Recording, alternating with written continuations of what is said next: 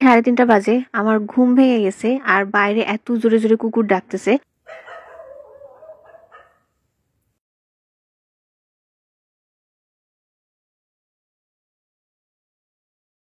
সারা রাত আমি ঘুমাইতে পারি নাই, একটু পর পর আমার ঘুম ভেঙে যাচ্ছিল। আর এরকম আমার হচ্ছে কারণ আমি রুমে একা আছি। যদিও বাসায় একা থাকি, তারপরে মেসে রুমে একা থাকতে একটু অদ্ভুত লাগে। আসসালামু আলাইকুম, welcome to my another study blog. আজকে ফুল ডে স্টাডি রুটিনটা শেয়ার করব না, স্পেসিফিক একটা টাইমের রুটিনটা শেয়ার করব। সকালের পড়ার রুটিন অলরেডি আমার চ্যানেলে আপলোড করা আছে, তো ভাবলাম যে আজকে রাতের পড়ার রুটিনটা শেয়ার করা যাক। তো রাতে মূলত আমি 11টা পর্যন্তই পড়ি, তারপরে আসলে ঘুমাই যাই। বেসিক্যালি এশার পর থেকেই পড়াটা আসলে স্টার্ট হয়। এখন শীতের টাইম, তো জোহর থেকে এশার পর্যন্ত কিন্তু নামাজ এত তাড়াতাড়ি সময় চলে যায় যে একটু পরপরই বলতে গেলে আসলে নামাজ পড়ার জন্য উঠতে হয়। তো যার কারণে আসলে বেশিক্ষণ থেকে পড়া যায় না, তো আমি একবারে এশার পরেই পড়াটাই স্টার্ট করি। যদিও দুপুর থেকে আসর পর্যন্ত আমার একদমই পড়া হয় না, দুপুর টাইমে আমি পড়তে পারি না। তো জোহরের নামাজ পড়ার পর খাওয়া দাওয়া করি, দেন একটু রেস্ট করি। তখন আসলে ফোন চাপতেই বেশি মন চাই আর ঘুমাইতে ইচ্ছা করে। আর আমি কিন্তু দিনে ঘুমাই না, দিনে ঘুমাইলে আমার শরীর অনেক বেশি খারাপ লাগে।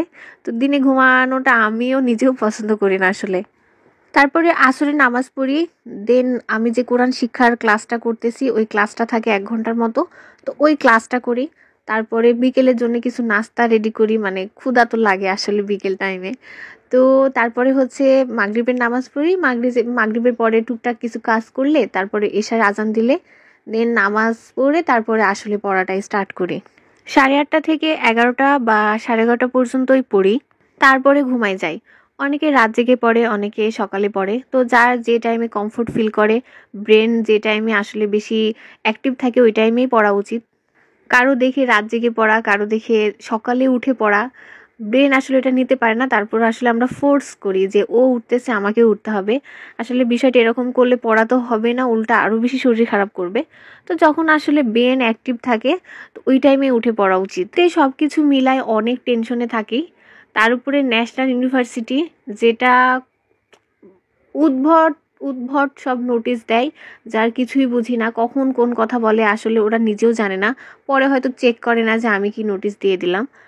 কারণ মাস্টার্সের পরীক্ষা শুনলাম যে হচ্ছে 23 তারিখ থেকে স্টার্ট হবে, তো এখন পর্যন্ত কোনো রুটিন প্রকাশ করে নাই, বা রুটিন যে কবে দিবে এরকম কোনো সম্ভাব্য ডেটও বলতেছে না।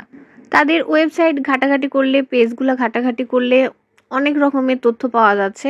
সবকিছু মিলিয়ে এত বেশি কনফিউজড হয়ে গেছি যে কোনটা ধুয়ে কোনটা পড়বো আসলে বুঝতেই পারছি না। তো এরকম যদি রুটিন দিয়ে দিত তাহলে একটা ধারণা থাকতো।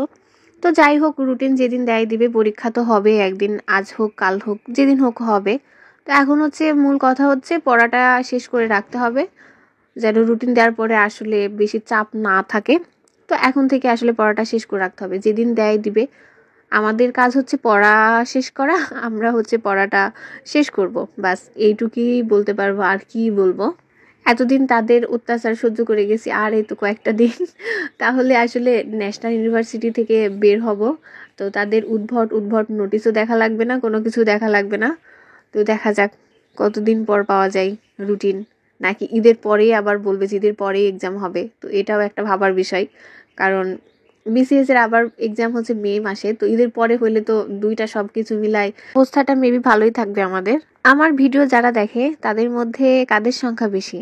সকালে উঠে যারা পড়ে তাদের সংখ্যা বেশি, নাকি রাত জেগে যারা পড়ে তাদের সংখ্যা বেশি? তো একটু সাড়া দিবেন, একটু কমেন্ট করে জানাবেন যে কে কখন পড়তে বেশি কমফোর্ট ফিল করেন আর ব্রেনটা ভালো অ্যাক্টিভ থাকে কখন। কালকে ফোন স্ক্রল করতে করতে একটা ভিডিও পাইলাম, তো ওখানে একটা ট্রিক্স বলা আছে, যাদের পড়ার সময় ঘুম আসে তারা কি করবে। তো যাদের পড়ার সময় ঘুম আসে তো তারা হচ্ছে জোরে জোরে পড়বেন, যত বেশি জোরে পড়বেন তত আসলে ঘুমটা চলে যায়। তো এই জিনিসটা আমিও ফলো করব। আর যদিও আমি জোরেই পড়ি, আমি আস্তে পড়তে পারি না, মানে আমার পড়া দেখলে, আর আমি এত জোরে জোরে পড়ি, অনেক স্পিডে পড়ি। তো আমার রুমমেট বলে যে আপু আপনি এত জোরে জোরে পড়েন, আপনার কত তাড়াতাড়ি পড়া হয়ে যায়। তো হ্যাঁ, আমিও জোরেই পড়ি, বাট তারপরে ঘুম আসে, তো এখন থেকে আরেকটু জোরে পড়া ট্রাই করব। তো আপনারা এই ট্রিক্সটা ফলো করে দেখবেন যে কাজ করে কিনা। একটু পড়তেছি তো 11টার মধ্যেই, তো আজকে ভাবতেছি 12টা পর্যন্ত পড়বো, কারণ 11টায় ঘুমাই গেলে আবার ওই 5টার দিকেই উঠি, আবার হচ্ছে যে ওই 12টার দিকে ঘুমাইলে 5টার দিকেই উঠি। তো এদিকে একটু পড়াটা বেশি হবে, তো যার কারণে ভাবতেছি যে আজকে 12টা পর্যন্ত পড়বো। তো শুরু করা যাক। আর হ্যাঁ, অবশ্যই আমি একাডেমিক পড়তেছি এখন, আন্তর্জাতিক অর্থনীতি, যেখানে আমি অনেকগুলা কোশ্চেন অলরেডি লিখে রাখছি যেগুলা পড়তে হবে। তো এগুলো আমি কভার করে ফেলছি। এটা হচ্ছে 4র্থ অধ্যায়। 5ম অধ্যায়ের বেশি নাই, 3টা কোশ্চেন আসলে পড়বো, ওই 3টা কোশ্চেন ইম্পর্টেন্ট মনে হচ্ছে। আর 6ষ্ঠ অধ্যায়, 7ম অধ্যায়ে অনেকগুলো আছে, তো দেখা যাক কয়টা শেষ করি। তো শুরু করা যাক। প্রাথমিক আর নিবন্ধনের জন্য গাজী মিজানুর রহমানের স্যারের বইটা ভালো, এটা আমিও পড়ি। তো এই বইয়ের ফার্স্টের দিকে অনেক সুন্দর করে একটা রুটিন বানানো আছে। যারা রুটিন বানাইতে পারেন না, কখন কোন সাবজেক্ট পড়বেন এটা বুঝতে পারেন না, তো ওখানে অনেক সুন্দর করে টাইম সেট করে দেওয়া আছে কখন কোনটা পড়তে হবে, তো সুন্দরভাবে দেওয়া আছে। আপনারা চাইলে ওই রুটিনটাও কিন্তু ফলো করতে পারেন। তো যাদের কাছে বইটা নাই, আমি রুটিনটার ছবি পোস্ট করব, সবাই ওখান থেকে দেখে নেবেন। ব্লগ দেখতে ভালোই লাগে, তাই না? ভিডিওর মতো যদি এত তাড়াতাড়ি আমরা পড়তে পারতাম তাহলে কতই ভালো হতো, যে 1 মিনিটের মধ্যে আমরা অর্ধেক বই শেষ করতে পারছি।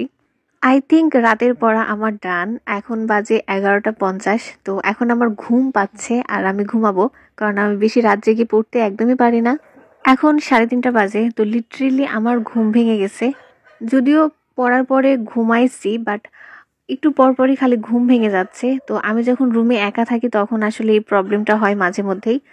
না আমি লাইট জ্বালায় ঘুমাইতে পারি, না লাইট অফ করে ঘুমাইতে পারি। তো সবকিছু মিলাই এত বাজে একটা অবস্থা হচ্ছে আমার কয়েকটা দিন, কারণ আমার রুমমেট বাসায় গেছে, রুমে আমি একা আছি। তো ম্যাচে এই প্রবলেমটা আমার হয়, আমি একা থাকতে পারি না। বাইরে অনেক জোরে জোরে কুকুর ডাকতেছিল, তো যার কারণে আরো বেশি ভয় লাগতেছিল আমার। দেখেন, আমি সকালে যেন আমার নামাজটা মিস না হয়ে যায়, এই জন্য আমি যে কতগুলা অ্যালার্ম দিয়ে রাখছি। তো অ্যালার্ম বাজতে বাজতে বাজতে বাজতে কখনো না কখনো তো আমি উঠবই, তাই না? তো যারা সকালে উঠতে পারে না তারা অ্যালার্ম দিতেই থাকবেন, 5 মিনিট পর পর যেন অ্যালার্ম বাজে, এরকম অ্যালার্ম দেওয়া দিবেন যে অ্যালার্ম অফ করতে করতে আপনি বিরক্ত হয়ে যান, তাইলে দেখবেন যে উঠতে পারবেন। তো ভাবলাম যে ঘুম যখন ভেঙেই গেছে তাহলে আর ঘুম তো এখন হবে না, যদিও আমি ট্রাই করি, কারণ বাইরে অনেক জোরে জোরে কুকুর ডাকতেছে আর ওই সাউন্ডটা এখন কানে বাজবে, তো ওই আসলে ঘুমটা হবে না।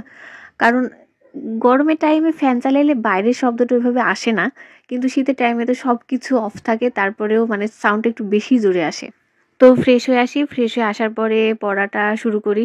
যদি আমি জানি না যে পড়তে পারবো কিনা, কারণ আমার প্রচন্ড মাথা পেইন করছে। ঘুম থেকে হুট করে উঠলে কিন্তু মাথা অনেক ভারী হয়ে থাকে। গাজী মিজানুর রহমানের বইটাই পড়ছিলাম, একটা মডেল দেখি শেষ করতে পারি কিনা। ম্যাচে কি কেউ কখনো ভয় পাইছেন? মানে এরকম ফিল হয়েছে? রাতে ঘুম না হইলে আসলে এটা কিন্তু এর থেকে বেশি কষ্টদায়ক আমার কাছে কিছু মনে হয় না। নিজেকেই নিজে বকতে ইচ্ছা করতেছে, কারণ আমার মনে হচ্ছে এগুলা সব ভূত এফএম শোনার ফল। সারাদিন ভূত এফএম শুনি, বাসা থেকেও আমাকে এটার জন্য বকা দেয় যে এগুলা কি শোনো, ভয় পাও এমনিতেই, তারপর এগুলা শোনা তো দরকার নাই। মানে দিনে কিছু মনে হয় না, বাট রাত হইলে বুঝতে পারি যে না, আসলে শোনা ঠিক হয় নাই। তো আজকের মতো এই পর্যন্ত, দেখা হবে অন্য কোনো ভিডিওতে। ততক্ষণে সবাই ভালো থাকবেন আর আমার জন্য অনেক অনেক দোয়া করবেন। আল্লাহ হাফেজ।